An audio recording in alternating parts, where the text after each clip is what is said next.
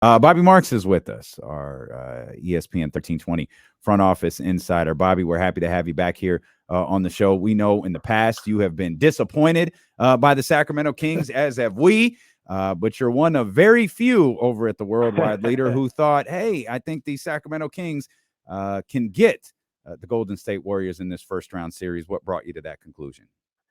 I know I'm on an island by myself, right? I mean, we're with you, Bobby. Gracious. We're with you.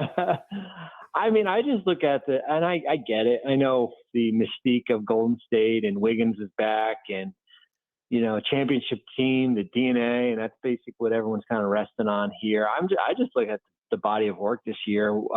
Sacramento has been more consistent. I think, certainly having Mike Brown as your coach, who was there for a long time and knows the in and outs of that organization as far as what works and what doesn't work.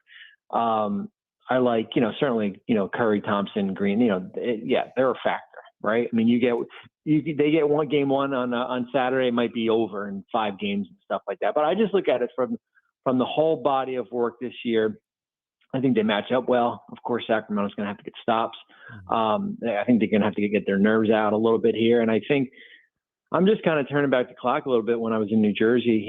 In 2002, we were the 1 seed and nobody gave us a chance against Indiana, who was the 8 seed, because we were young. We basically had Jason Kidd. We had a lot of young players. And back then it was best of 5. And we wound up losing game 1.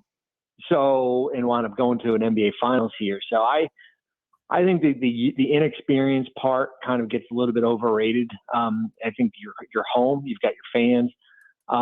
But at the end of the day, the 32 record of Golden State on the road gets thrown out the window also if they can get a game on the road. But I just like the matchup a little bit better than maybe some of these other series here. And I certainly give them a really good chance to get out of this round. Bobby, you spoke about that 0-2 team, and I forgot about them as well. But I had done some research myself a couple of weeks ago because everybody says, oh, it's inexperience, and you never see these teams coming from out of nowhere to win in the playoffs. It takes years and years and years. And I kind of went down the list, and that 0-2 Nets team was a good example.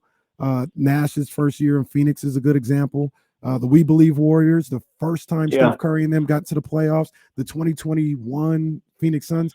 There's a number of teams that do have the ability and have been able to come out of nowhere and win a couple of series in the playoffs. And I think that's actually more the rule than the exception. Do you kind of feel the same way? Did you kind of notice that as well in 0-2 and some of the other teams that you've seen?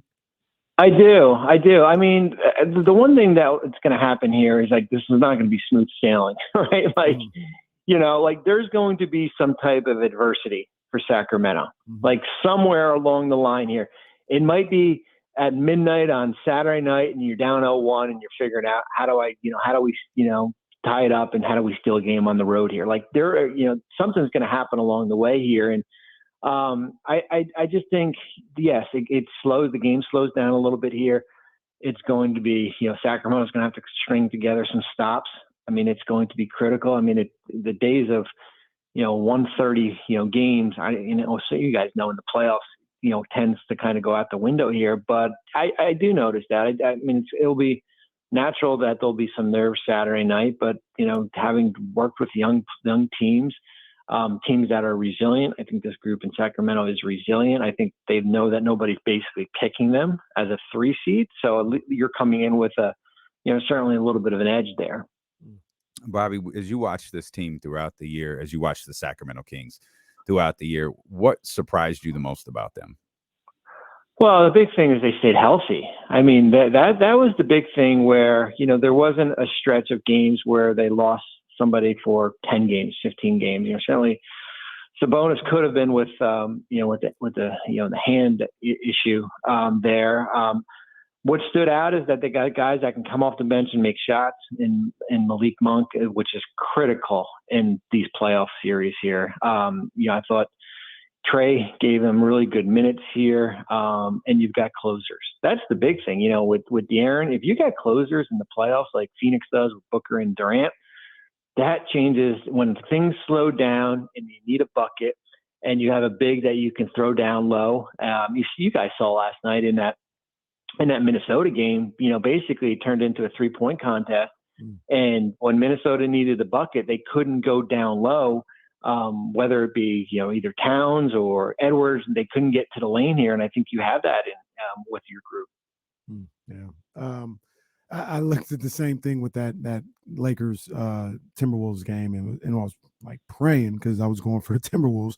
I was praying for Cat to demand the ball on the block, and he never would. Do you think that a guy like Sabonis, and the way he's able to score in the paint, and our guy James Ham here has said numerous times, Kings have the highest field goal percentage of 2-pointers in the league.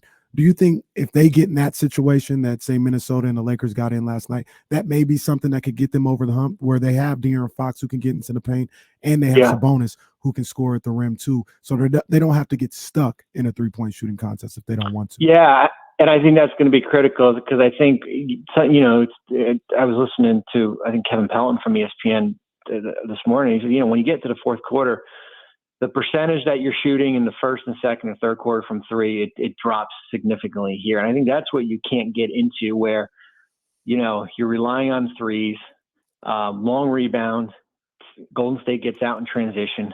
So I think getting into the paint is going to be critical, whether it be De'Aaron, whether it be Sabonis, whether it be Harrison, any of those guys, where you're not kind of just, basically kind of standing in the, I think if you're standing on the perimeter and you're getting in the 3-point shootout with this group, I think you might be in a little bit of trouble.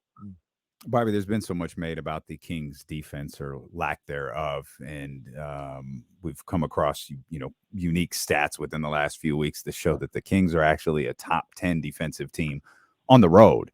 And I don't know how to explain that. I don't know why that's the case, but as someone who has worked around players and worked around teams before, how and I guess you could probably lump in the home away split of the Golden State Warriors, as well, as to why is there such a discrepancy in these two things, home and away, be it defensively, offensively, win or loss. It just seems to be really dramatic in a couple of different categories for these two teams.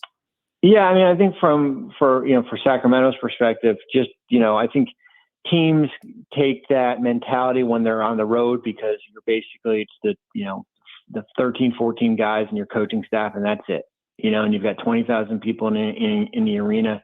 And basically, if you don't compete at a high level, you're going to get run off the floor here. So you do see them pick it up a little bit. I think at home, I think the nature is sometimes you kind of just take your foot off the gas a little bit with regards to that. Golden State is a different animal here, because you would think at one point there would be a signature game out there where, with their defense, can you say it's because Wiggins wasn't there? I don't know. Is it that easy that they can just turn the switch on, flip the switch on? We'll see. If they get stops, over the weekend here. So it's hard. I mean, usually on the road, when, it's a little bit, I don't want to say easier to get stops, just because you're basically relying on, this is kind of who you are, and you're not going to rely on the home crowd. Yeah. Bobby, just looking at the other side, what do you think the Warriors can do to win this series? Obviously they got Steph and all this other stuff, but do you put any weight in how they played during the regular season, and are they able to change that and do what they have to do to win this first round series and maybe more? Yeah, I mean, of course they're going to have to get stops somehow. Down the road here, critical stops, basically string 2 or 3 together here. I think you kind of know what Curry's going to do, and I think what Clay. I think it's going to be, comes down to some of their, whether it's DiVincenzo, and we'll see what happens. Maybe neutralizing Jordan Poole. Second chance points is going to be critical, especially if you've got Looney down there. That's, if you're looking at the box score on Sunday morning, and Golden State's got 96 field goal attempts and Sacramento's got 83, that's a problem. That's a kind of a recipe to kind of lose games here. Bobby, we appreciate you always carving out some time for us, and appreciate you always riding with us. Let them know, Bobby, there's a good team out here. They need to be paying attention. There is, and enjoy it, man. It's been a long time. Enjoy it. There's nothing like playoff basketball. Yes, we're excited, man. Saturday will be something. Appreciate you, man. Appreciate you, Bobby. Thanks, guys. Appreciate it. Yep, you got it.